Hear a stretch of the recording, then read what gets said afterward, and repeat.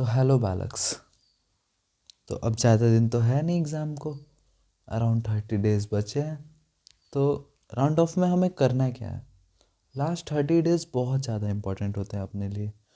तो इन दिनों में या तो तुम बहुत ज़्यादा बना सकते हो या फिर तुम बैठ के टाइम गवा सकते हो। तो दोनों में से एक तुमने चूज़ किया है एंड आई नो तुमने यही चूज़ किया है कि 30 दिन में मेरे को कुछ करना है, कुछ तो करके अच्छा मार्क्स लाने हैं। That's why you click on this video. तो चलो हम बताते हैं तुम्हें कि क्या करते हैं। तो गुड मॉर्निंग पहले, ये अभी मैंने वीडियो मॉर्निंग में शूट किया। तो चलिए शुरू करते हैं। What we have to do, that is the most important point कि आखिर हमें करना क्या है। क्योंकि हमारे पास बहुत कम दिन है, बहुत कम दिन है उसके लिए जो नहीं करना चाहता बट जो करना चाहता है उसके लिए तो बहुत ज़्यादा दिन है। फर्स्ट ऑफ ऑल इसमें हमारे रहने वाले 7 स्टेप्स। कितने? 7। तो अगर तुम्हें ये सब करना है, 7th स्टेप बहुत ज़्यादा, 7th वाला स्टेप इम्पॉर्टेंट है, तो उसको स्किप मत करना, वरना फिर ये 6 स्टेप काम नहीं आने वाले। 7th स्टेप समझ लो कि सबका बाप है। तो चलो शुरू करते हैं। पहले तो हमें एनसीईआरटी पढ़नी है। एनसीईआरटी, अब एनसीईआरटी कैसे पढ़े? इतने कम दिन है हमारे पास, एनसीईआरटी लाइन बाई लाइन तो पढ़ नहीं सकते। तो तुम्हें क्या करना है, एनसीईआरटी हाइलाइट्स से पढ़ना है। लाइक जब तुम जाओगे यूट्यूब पे किसी भी लेक्चर देखोगे तो वहाँ पे एनसीईआरटी इंपॉर्टेंट पॉइंट भी डिस्कस होता है। तो पहला सोर्स हो सकता है तुम लेक्चर से देख सकते हो, ठीक। और दूसरा सोर्स ये हो सकता है कि तुमने अगर एनसीईआरटी पे हाईलाइट कर रखा है आपने, तो तुम वहाँ से देख सकते हो, हाईलाइट सेक्शन से अपने वाले बुक के, ठीक। तो दो ये हो गए तुम्हारे, पहला ये और दूसरा ये, ठीक है। तो तुम्हें एनसीईआरटी पढ़ना। पहले एनसीईआरटी पढ़ने से फ़ायदा क्या होगा? जो भी कॉन्सेप्ट जो होते हैं यहाँ पे, तो वो कॉन्सेप्ट जो होते हैं वो एनसीईआरटी से आते हैं, ठीक है। और जब तुम्हारा कॉन्सेप्ट क्लियर हुआ थोड़ा भी, अराउंड एनसीईआरटी पढ़ोगे तो तुम्हारा 50% या 60% कह लो कॉन्सेप्ट क्लियर होगा। और जब तुम बोलोगे कॉन्सेप्ट तो भाई सब पढ़ते हैं, और कॉन्सेप्ट कहाँ से क्लियर होगा? तो तुम यहाँ से क्लियर करोगे अपना कॉन्सेप्ट, ये दोनों में से, और वहाँ से कॉन्सेप्ट क्लियर होगा तुम्हारा। मान लो तुम्हें बहुत वीक हो, ठीक, तो तुम्हारा एटलीस्ट 50% कॉन्सेप्ट क्लियर होगा। और अब तुम्हें करना है लेटेस्ट टाइप ऑफ क्वेश्चंस। अब ये होता है तुम्हारा नेक्स्ट स्टेप। इसमें तुम लेटेस्ट टाइप ऑफ क्वेश्चन घुसा दोगे कॉन्सेप्ट को, अपने कॉन्सेप्ट यूज़ करके तुम लेटेस्ट टाइप ऑफ क्वेश्चन कर रहे हो, ठीक है। तो तुम्हारा यहाँ पे हो जाएगा। यहाँ पे तुम्हारा कितना का परसेंट हुआ था? मान लो कि 50%। बहुत वीक स्टूडेंट हो तुम, कोई भी वीक नहीं होता, बस उसका माइंड का गेम होता है। बट मान लो एक बार को कि ठीक है हमें नहीं आता, हमारा 50% यहाँ पे हो गया।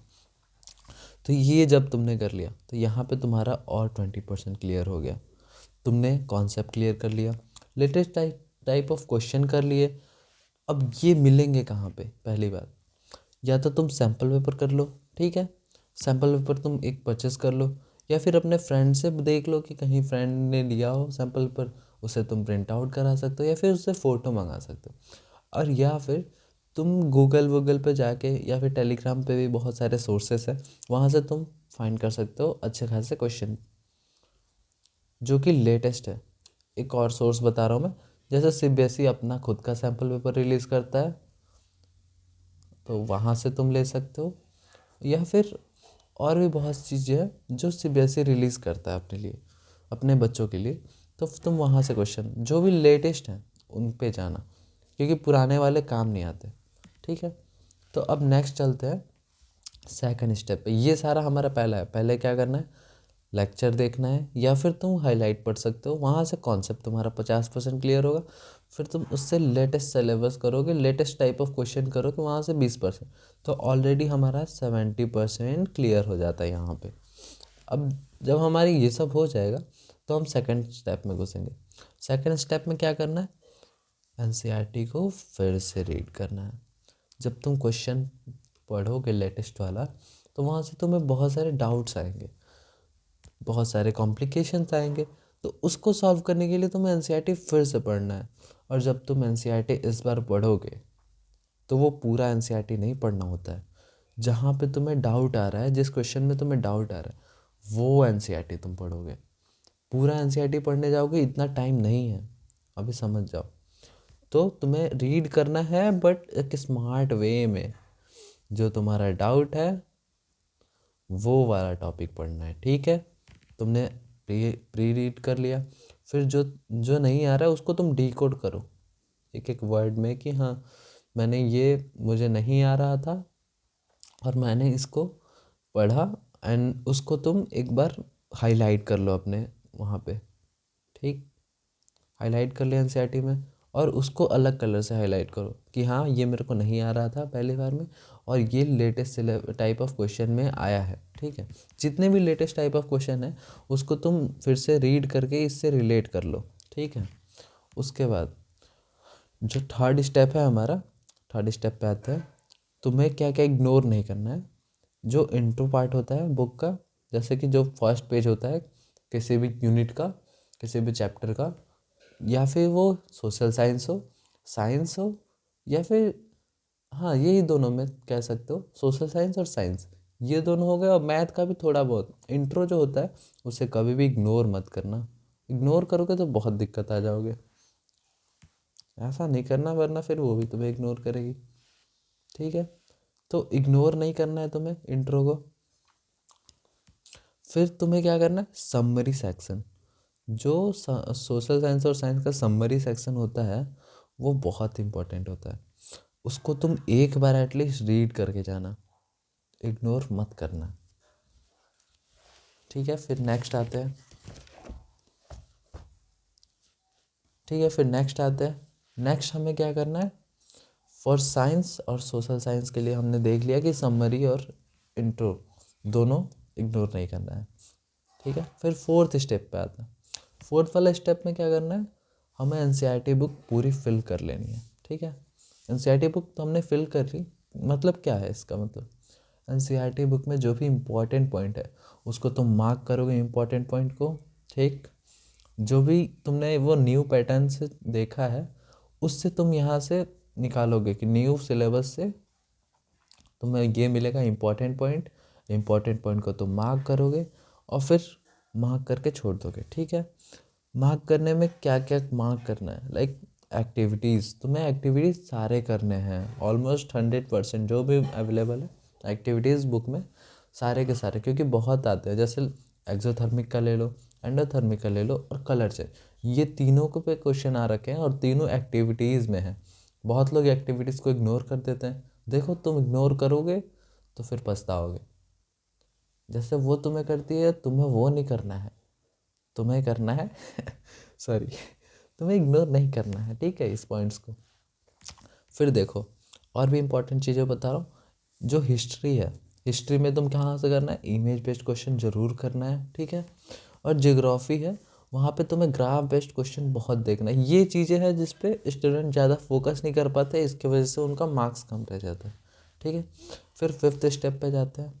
फिफ्थ स्टेप में क्या करना है, जो सीबीएसई के अपडेट्स आए हैं, क्योंकि देखो एग्ज़ाम पे पेपर बनता है सीबीएसई के नए नए अपडेटेड क्वेश्चन से, ना कि पुराने क्वेश्चन से। अभी फ़िलहाल की बात कर रहा हूँ रिसेंट ईयर की, कि जो भी नए नए क्वेश्चंस आ रहे हैं वो पहले जैसे नहीं आ रहे, थोड़ा बहुत वेरिएशन के साथ आ रहे हैं। कॉन्सेप्ट वही है, देखो कॉन्सेप्ट तुम्हारा पहले सिर्फ 70% क्लियर है, और ये सब देखोगे तुम्हारा तो यहाँ से तुम्हारा हो जाएगा एटलीस्ट 85% पूरा मिला के, यानी इसमें 15% तुम यहाँ पे ले लिए, ठीक। तो 85% यहाँ पे क्लियर हो गया। अब तुम सीबीएसई अपडेट देख लिए, लेटेस्ट करिकुलम देख लिए, तो यहाँ से तुम्हें क्या मिलेगा, type of question, and question कहाँ से आएगा उसका प्लेस पता चल जाएगा कि एक्टिविटीज़ से आ रहा है, इमेज से आ रहा है, ग्राफ से आ रहा है, ये सब तुम्हें वहाँ से पता चल जाएगा, ठीक है। और सिक्स्थ स्टेप पे आते हैं। अब क्या कितना ज़रूरी है, ये भी तो ज़रूरी है कि क्या कितना ज़रूरी है। आखिर हर चीज़ पे तो उतना फोकस नहीं डाल सकते ना, 30 दिन है बस, तो 30 दिन में ऐसा करना है कि फाड़ देना है सब, ठीक है। तो इसके लिए सबसे ज़्यादा ज़रूरी है पहले इंटेक्स क्वेश्चन, एक भी इंटेक्स क्वेश्चन नहीं छोड़ना है, सारा का सारा सॉल्व कर लो, ठीक है। फिर आता है सॉल्व एग्जाम्पल, ये भी तुम्हें नहीं छोड़ना है। सॉल्व एग्जाम्पल जितना हो सकता है उतना करो, बहुत अच्छा रहता है मैथ्स में। मैथ्स में सबसे ज़्यादा इंपॉर्टेंट होता है सॉल्व एग्जाम्पल। देन आता है MCQ and exercises. MCQ and exercises जो होते हैं क्वेश्चन, एक्सरसाइज के जो क्वेश्चन है, एमसीक्यू है, ये सब सोशल साइंस में बहुत ज़्यादा इंपॉर्टेंट है। साइंस के लिए इंडेक्स क्वेश्चन, मैथ के लिए सॉल्व एग्जाम्पल, सोशल साइंस के लिए एमसीक्यू और एक्सरसाइज। अब आता है लास्ट और सबसे बेस्ट पॉइंट, ये है तुम्हारा लास्ट और बेस्ट स्टेप, सेवन्थ, ठीक है। इसमें क्या करना है, जो भी तुम अभी तक कर रहे हो, ठीक है, जितना भी प्रोसेस कर रहे हो उसमें से तुम्हारे पास क्या क्या आएगा, ऐसा तुम ऑब्जर्व करोगे कि वहाँ पे तुम्हारे रिपीटेड क्वेश्चन है। ये क्रिएट योर एरोज पहले समझते हैं। क्रिएट योर एरोज मीन्स तुम्हें एक कॉपी बनानी है अपनी। मैं एरोज क्यों बोल रहा हूँ इसे, ये एक ऐसा एरो है जो तुम डायरेक्ट एग्ज़ाम पे लगा के आओगे, सीधे एग्ज़ाम पे फोड़ के आओगे ये एरो, ठीक है। तो इसको एक एरो की तरह लो, एक कॉपी लेनी है, ठीक है। और जब तुम ये सब पीछे से 6 स्टेप करोगे तो तुम्हारा जब 95% क्लियर हो जाएगा 6th स्टेप में, तो 95% हो जाएगा। तो ये होने के बाद तुम रिवीजन कैसे कर पाओगे। मेन जो तुम्हारा दिक्कत होता है रिवीजन का, तुम पढ़ तो सब लेते हो लेकिन रिवीजन हो नहीं पाता है। तो तुम्हें क्या करना है, जो भी रिपीटेड क्वेश्चन है, जो तूने पहले 6 स्टेप में पढ़ा, उसको तुम उसी टाइम पे ये वाले कॉपी में जाके लिखोगे, ठीक है।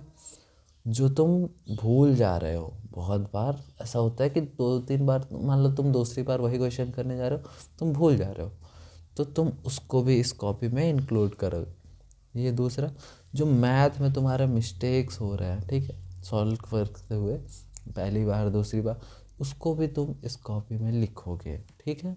ये सब कब करोगे तुम, ये सब अराउंड 6 जो स्टेप है, 6 स्टेप उसके अंदर करना है। जैसे पहली बार तुमने एनसीईआरटी बुक रीड कर ली और उसके बाद क्वेश्चन देख लिए, तो उस क्वेश्चन में डाउट आया तो उस डाउट को तुमने नोट कर लिया, और फिर रिपीटेड क्वेश्चन देख लिया कि हाँ ये तो कई बार रिपीट हो गया, उसको तुमने देख लिया। फिर जो तुम भूल जा रहे हो उसको तुमने देख लिया, और फिर सारे एक्टिविटीज़ जो तुमने सॉल्व किए हैं वहाँ से जो भी डाउट आएगा तुम्हारा, जो भी लगेगा कि रिपीटेड है और जो भी लगेगा कि तुम भूल जा रहे हो, उसको भी तुम यहाँ नोट करोगे, ठीक है। और उसके बाद सबसे एक टिप्स दे रहा हूँ, सबसे अच्छा, तुम निमोनिक्स बना लेना। जब तुम निमोनिक्स बना लेते हो तो फिर तुम्हारा सारा डाउट एटलीस्ट क्लियर होता है कि मेरे को ये टाइम बहुत इसमें बच जाता है। लाइक अगर तुम 10 मिनट लगता है नॉर्मल चीज़ याद करने में, आफ्टर निमोनिक्स वो रिड्यूस हो जाता है अराउंड 4 से 5 मिनट। तो यहाँ से तुम्हारा टाइम बचता है, अभी हमारे पास टाइम है नहीं, ठीक है। तो यहाँ से ये 10 मिनट से तुम्हारा 4 से 5 मिनट में कन्वर्ट होगा, और तुम्हारे पास थोड़ा सा टाइम बचेगा जिसको तुम बाद में यूटिलाइज़ करोगे रिवीजन के लिए। तो create your arrows, create your arrows and जाओ एग्ज़ाम फाड़ के आओ, ठीक है। और ऐसे और वीडियोस के लिए सब्सक्राइब कर दो चैनल को, ठीक है। तो यहाँ से तुम्हारा 100% बना।